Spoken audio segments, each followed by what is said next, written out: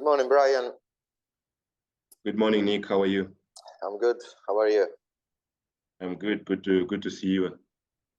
My pleasure, Brian, and my gratitude for your time and availability for this interview as well. My So, pleasure. Brian is the CEO of the and founder as well of the Football Foundation for Africa.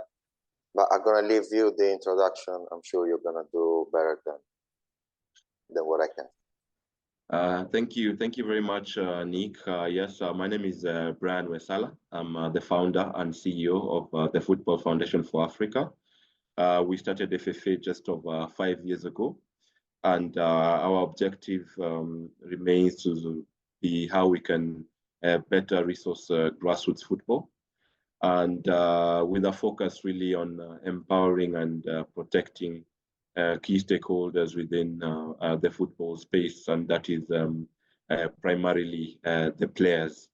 So initially we working on doing grassroots football tournaments that would also augment with life skills, especially for our players. But also we have evolved, and we're also venturing in what we're calling football enterprise education. So we organized the Africa Football Business Show, as well as now we have organized 2 editions of the Africa Football Business Summit, which probably I'll be sharing more about later. Definitely. You just mentioned life skills through football. I mean, we're going to come back on these points. Do you want to share something more about your background as well? You worked for United Nations. Yeah, before setting up the Football Foundation for Africa, of course, now I'm based in Nairobi, Kenya, just in case. But before I set up the Football Foundation for Africa, I worked for almost 10 years in Geneva, Switzerland, initially with the World Scout Bureau. That's the secretariat for the Scout movement, again, on the youth-focused organization. And then I moved to the United Nations, where I worked as an information technology professional. But beyond that, I think I've always been a footballer. So I've played football for as long as I can remember, but never professionally. Always at the amateur level, very competitive in organized leagues. Here in Nairobi, I played in Kenya until the second tier, before I moved abroad, where I played in the 4th league in Geneva, Switzerland. So outside of my career, I've always considered myself to be a footballer. I'm very passionate about football and education through football, which is, in brief, what allowed us to join forces. So talking about how we met, I would start saying we met in Nairobi, in Kenya, at the last Africa Football Summit. I think before we met physically, I must say we met digitally, and that is connecting through LinkedIn. I think that is also because of mutual connections or mutual interests. As you say, we are both very passionate about education. So having met digitally, I think we first organized a call like this, where we shared more about our individual journeys and what we were trying to do. And as I must say, for myself, meeting Nick was, if I can say, an eye-opener. It's something that I always thought about. I'm talking about emotional intelligence now. It's something that I'd always thought about, but I never met somebody who had gone in depth and trying to mainstream these into the education of footballers and populations in general, because this extends beyond football. And of course, out of our online or digital interactions, Nick honored us by attending the 2nd Africa Football Business Summit as one of our speakers. That's where we formally met here in Nairobi. I think 2 or 3 months ago. Yeah, correct. Yeah. And so You mentioned I've been invited to be one of the speakers, and I'm grateful again. And I would say, how did you find the presentation, and how did you see it related to football? I must say, for me, even having you come for the summit was something that I really valued, because in my life, in my career, I think I've always been a very, if I can say, not thoughtful but introspective person, always wanting to know why is it that I do the things that I do. And I remember around 2012, 2013, I read a book around self-awareness. And it's when I got introduced briefly to this concept of EQ, emotional intelligence. But now interacting with you and having you speak at the summit, I must say this was one of the most powerful presentations that we had at the summit, because it spoke beyond what we usually speak. When you speak about football, it's about winning, it's about scores, it's about transfers. When you speak about football business, it's about sponsorship, it's about which club is worth how much. But I think sometimes in all these things that we do, we tend to forget the human behind. And I think having you at the summit and your speech really grounded people. And I'm also giving feedback from some of the people who attended, and they're saying, yeah, Nick's presentation was a key takeaway for them at the summit. Like in everything that we do, we are trying to develop players in Africa. We're trying to develop people. We are trying to develop football businesses. But we should remember the well-being, the emotional wellness of the individuals behind what we are trying to do is primary to what we are trying to achieve. So for me, that was the feedback that I have personally from these presentation, and seeing how we can mainstream these kind of conversations in our project is very important.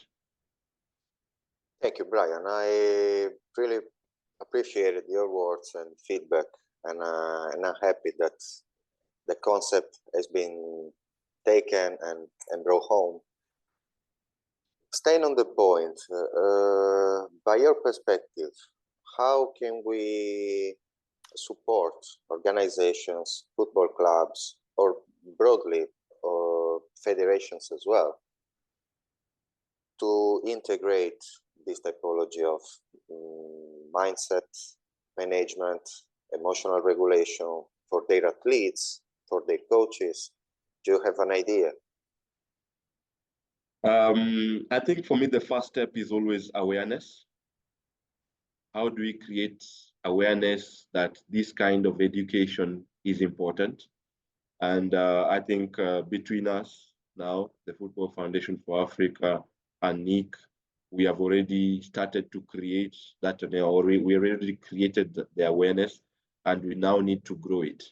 You know, by having you at the Africa Football Business Summit, for me, this was a first step in bringing this conversation into the African football space. Because at the summit, we had people from federations, we had people from clubs, we had people running academies, we had coaches, administrators. So now they are aware of these conversation. That I think now with how do we go further to integrate, to entrench this emotional intelligence training, emotional awareness training as part of one of the key parts in any curriculum that we are developing.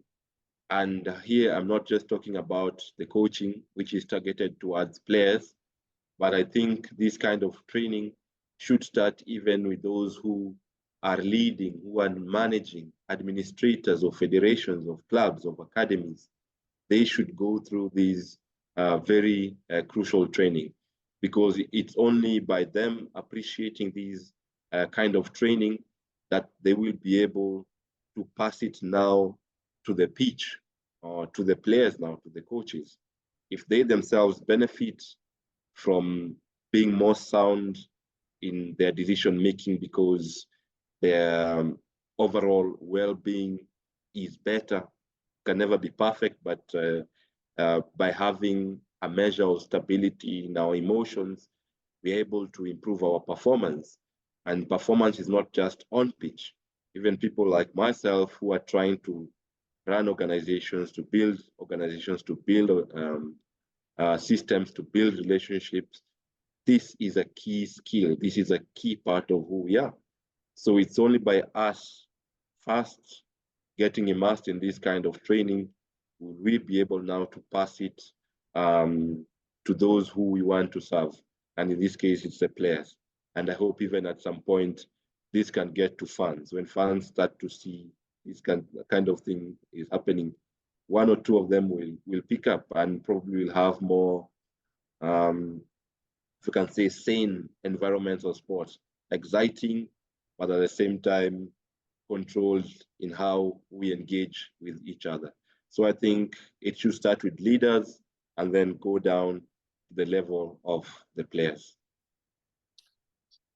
Great points, Brian.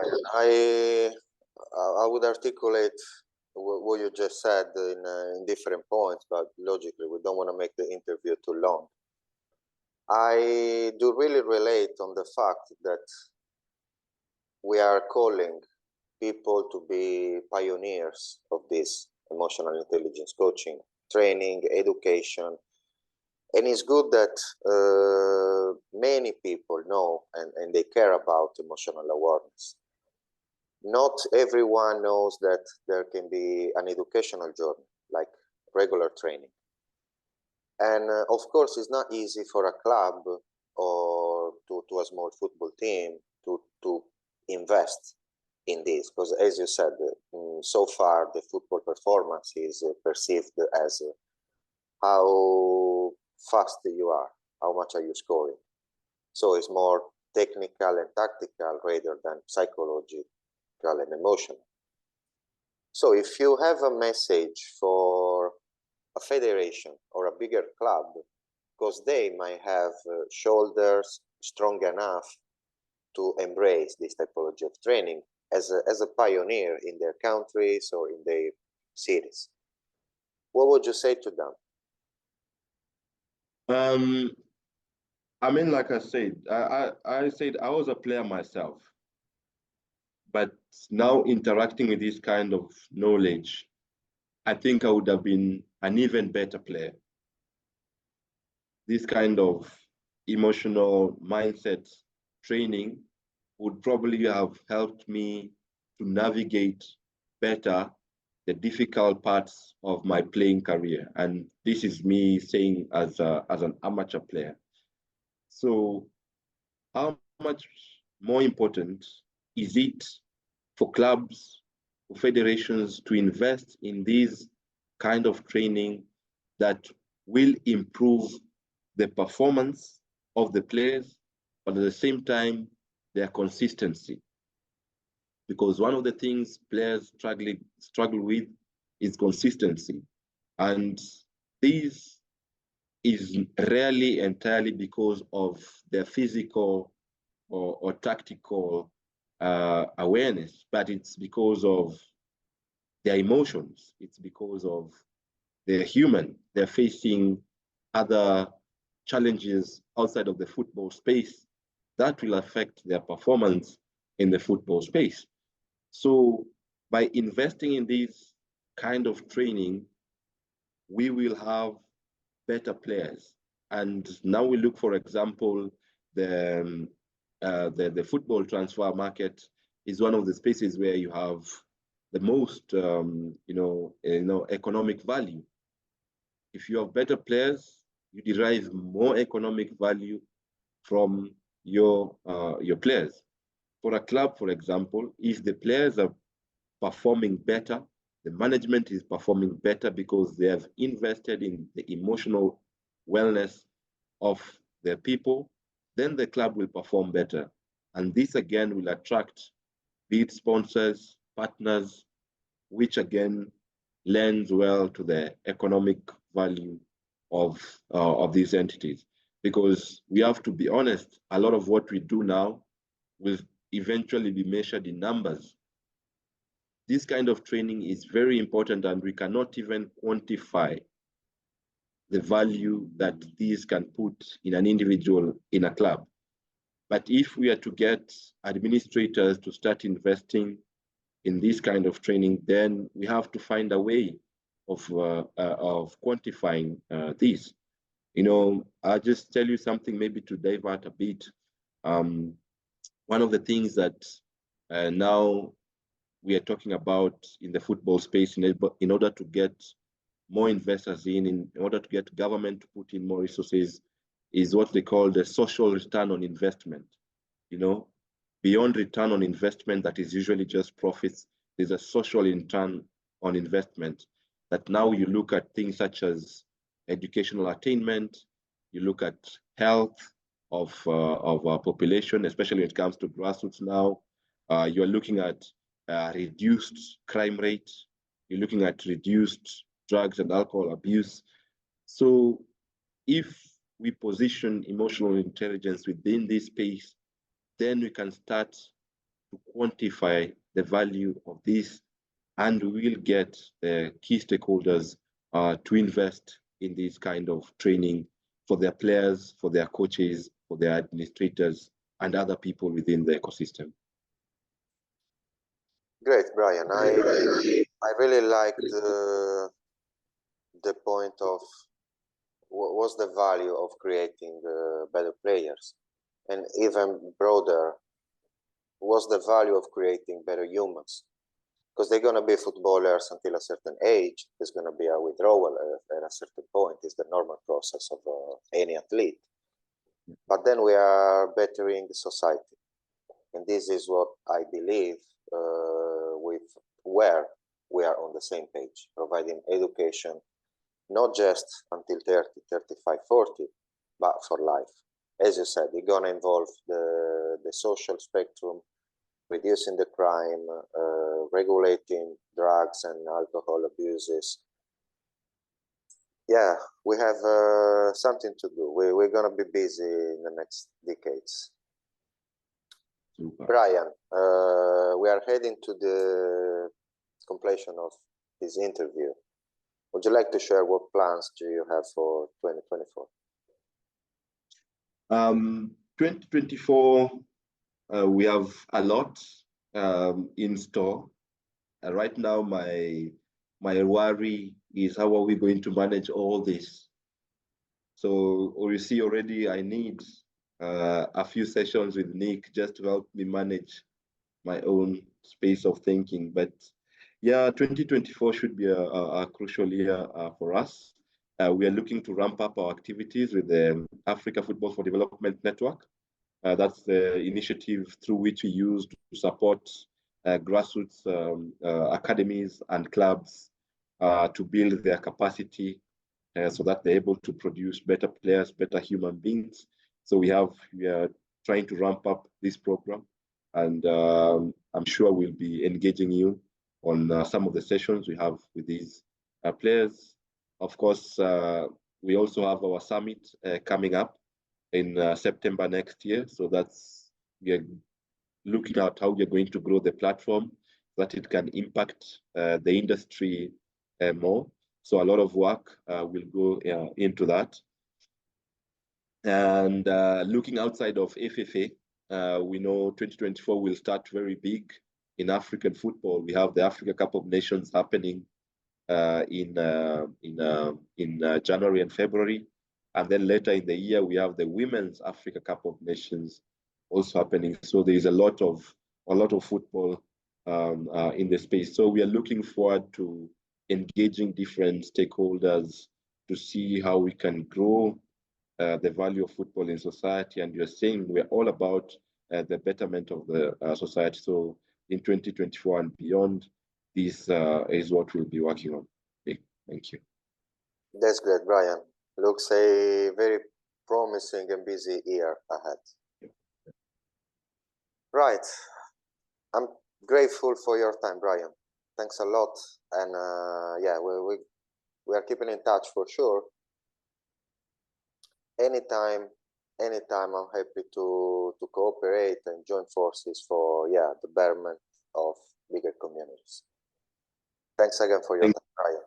Thank you very much, Nick, for having me, and always a pleasure. And same, anytime, always open to engage. Thank you. Thank you. Take care. Have a good day. You too, Nick. Bye-bye.